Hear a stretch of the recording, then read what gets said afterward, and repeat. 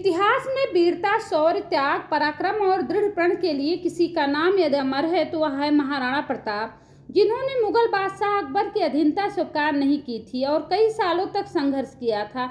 अंततः अकबर उन्हें पकड़ने में असफल भी रहा था। मेवाड़ के महान राजपूत नरेश महाराणा प्रताप अपने पराक्रम और शौर्य के लिए पूरी दुनिया में मिसाल के तौर पर जाने जाते हैं। यह एक ऐसे राजपूत सम्राट थे जिन्होंने जंगलों में रहना पसंद किया, लेकिन कभी विदेशी मुगलों की दास्तां स्वीकार नहीं की थी। इनका जन्म 9 मई 1540 ईस्वी को राजस्थान के कुंभलगढ़ दुर्ग में हुआ था। इनके पिता महाराणा उदय सिंह और माता रानी जीवंत कंवर थी। वे राणा सांगा के पौपुत्र थे और महाराणा प्रताप को बचपन में सभी कीका नाम से पुकारते थे। तो दोस्तों, चलिए जानते हैं वीर बहादुर महाराणा प्रताप और मुगल बादशाह अकबर के बीच हुए ऐतिहासिक युद्ध के बारे में। 18 जून सन 1576 ईस्वी में हल्दी घाटी के युद्ध महाराणा प्रताप और अकबर के बीच हुआ था। यह युद्ध हल्दी घाटी नामक जगह पर हुआ था। वहां का पहाड़ हल्का पीला रंग का था, इसी कारण यह हल्दी घाटी का युद्ध कहलाया था। इस युद्ध में एक तरफ अकबर की सेना थी, वहीं दूसरी तरफ चित्तौड़ नरेश महाराणा प्रताप की सेना थी। महाराणा प्रताप की सेना का नेतृत्व कर रहे थे हकीम खां, वहीं दूसरी तरफ अकबर की सेना का नेतृत्व मान सिंह प्रथम, जो आमेर के राजा थे, वह कर रहे थे। जहां एक ओर राजा हिंदू था तो दूसरी ओर सेनापति मुस्लिम था, वहीं दूसरे तरफ राजा मुस्लिम था और सेनापति हिंदू था। इस युद्ध में महाराणा प्रताप को मुख्य रूप से भील जनजाति का सहयोग मिला था। उस समय का यह युद्ध बहुत ही भीषण युद्ध था। इस युद्ध में महाराणा प्रताप की सेना अकबर की सेना पर भारी पड़ गई थी। अकबर की सेना कमजोर पड़ने लगी थी। एक समय ऐसा भी आया जब लगने लगा कि अगर ऐसा ही चलता रहा तो अकबर की सेना हार जाएगी, बट अकबर को कूटनीति का ज्ञान बहुत ज्यादा था। तो उसी समय अकबर ने एक अफवाह फैला दिया कि युद्ध में अकबर आ गया और युद्ध में अकबर की जीत हो गई है। किंतु तभी युद्ध छोड़कर महाराणा प्रताप वहां से निकल जाते हैं और यह युद्ध निर्णायक युद्ध नहीं बन पाता है। इस युद्ध में दोनों सेनाओं के पास हाथी थे, किंतु राजपूतों के पास कोई गोला बारूद नहीं था।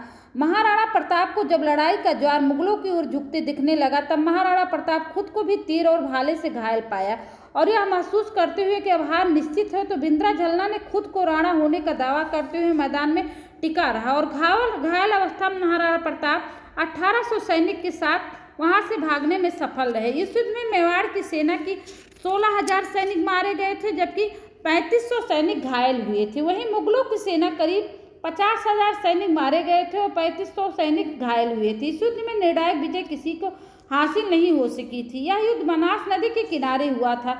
इस युद्ध में महाराणा प्रताप के घोड़े का एक पैर भी कट गया था, किंतु इसके बाद वह खड़ा रहा युद्ध में। और जब महाराणा प्रताप युद्ध से लेकर घायल अवस्था में वह भागता है तो उसी अवस्था में चेतक 22 फुट का एक विशाल नाला कूदकर महाराणा प्रताप को बचाता है। उसके बाद घोड़ा मृत्यु को प्राप्त हो जाता है। जितने ही किस्से महाराणा प्रताप के मशहूर हुए, उतने ही किस्से घोड़े चेतक के भी मशहूर हुए थे। महाराणा प्रताप के 4 वफादार साथी थे।